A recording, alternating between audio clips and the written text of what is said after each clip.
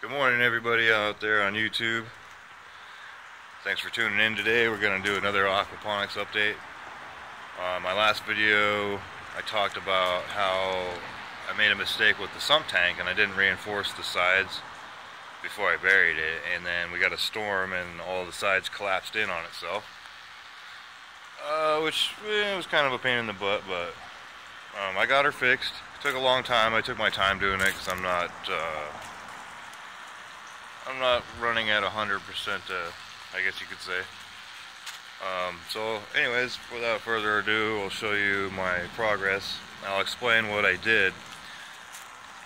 If you guys are familiar with these IBC containers, they have a steel cage and then a plastic box container inside that holds liquid or any kind of fluid.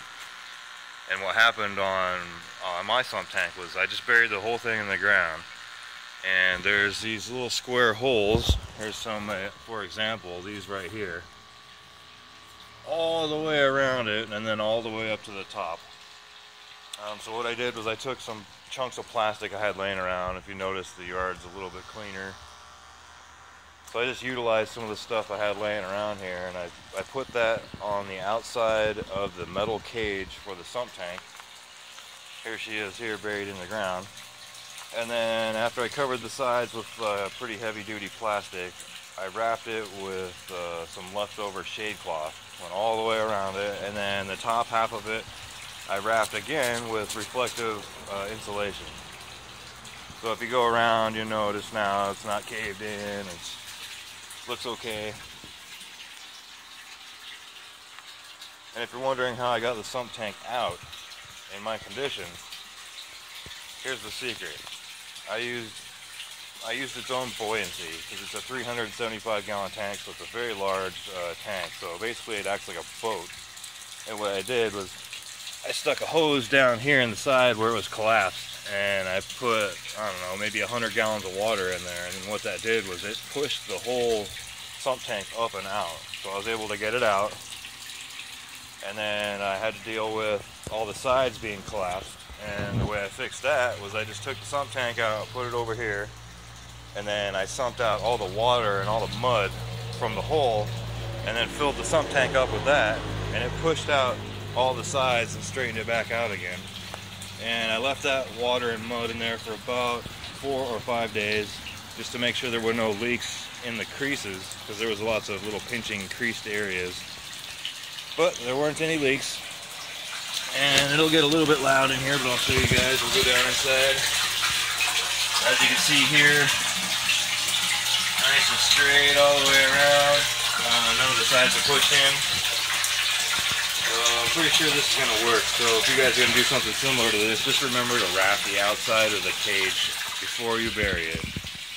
You can use plexiglass or, just something about, an 1/8 inch thick or thicker.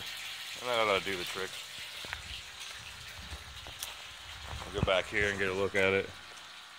Now that container is 375 gallons. That's a larger IBC container. I know some of you guys out there are asking where I got them because you couldn't find them.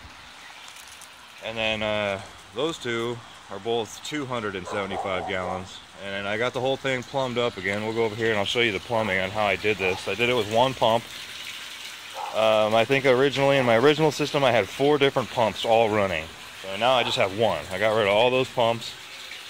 I have this one pump line. It goes down to the bottom. It comes up here into a T. And I use zip ties and some stainless steel hose clamps to hold this together because I just didn't have all the stuff to do stainless steel hose clamps all the way around. I'll do that later. But anyways, the first line that goes off the T comes up here. And it goes to the opposite side of the grow bed. We'll just walk over there and I'll show you. All the way down here.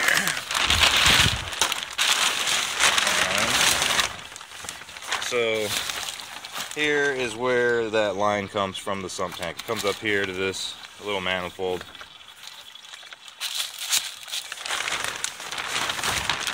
So we'll go back over. I'll show you the other lines.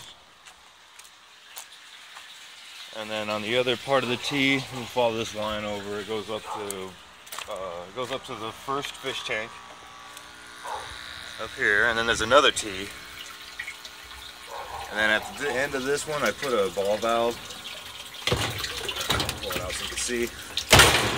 There's the ball valve on there so that I can control the flow to this tank. Because without that valve on there, this T, this part right here, isn't even getting any water. So no water is even pushing up through here without having that valve and having it cranked over just a little bit. And then that goes up and over here, over to this tank here. This is where all the fish live.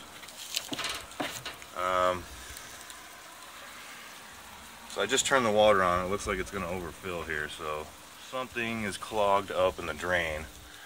So that'll be something else I'll have to figure out today. I'll tinker around with it. I'll keep an eye on her.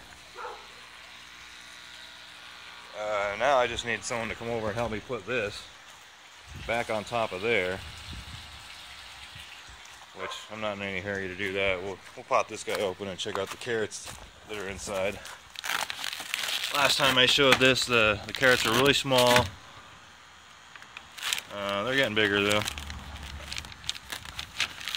Once I can get this incorporated back into the system, then the growth should increase because they'll be getting more nutrients. But if you can see in there, every single one of these has got carrots. I'm going to have to go through and thin these out.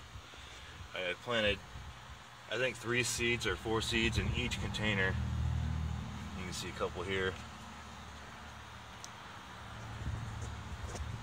There's some more. Yeah, pretty much every single one of these has carrots growing in it. Oh, it's nice and warm in here too. It's probably 75, 85 in there. Close that puppy back up.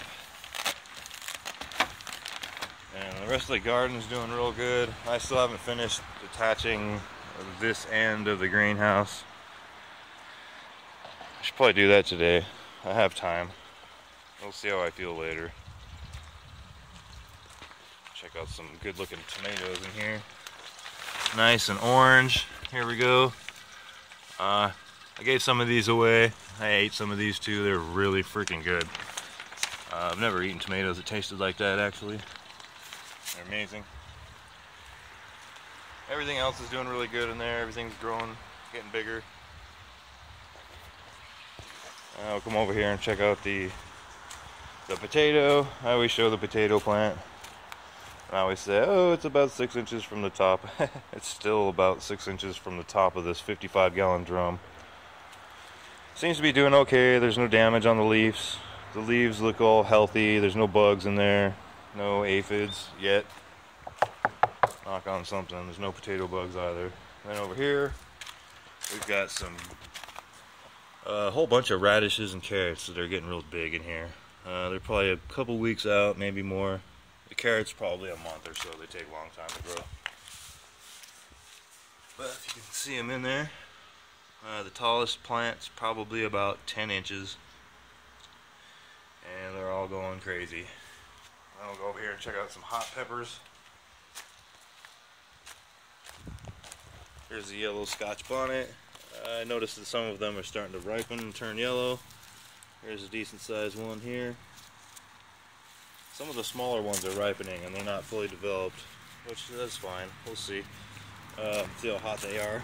They may not be as hot as some of the bigger ones. We'll just have to wait and see. Maybe another week and I can start plucking those off. And then this guy, the chiltepee, it's starting to turn red. Here's one right there. I don't know if you can see that little guy.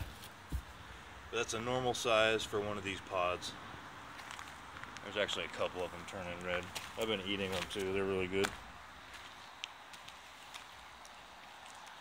And then we'll do like a big, huge sweep of the yard. It's still kind of a mess. I got a lot of work to do still. I'm just taking it easy though. Nice and slow.